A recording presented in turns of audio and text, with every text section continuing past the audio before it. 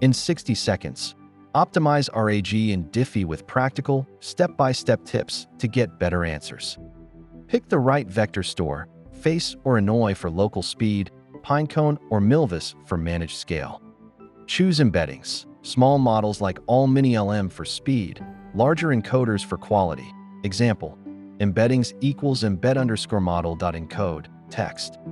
Chunk smartly, 200 to 500 token chunks with 50 to 100 token overlap, split at paragraph boundaries for coherence. Tune retrieval, set K between 3 and 10 and a score threshold around 0.6 to 0.8. Example, results equals retriever.get, K equals 5, score threshold equals 0.7. In Dify's UI, save your collection, run a quick retrieval test, and snapshot settings for reproducibility.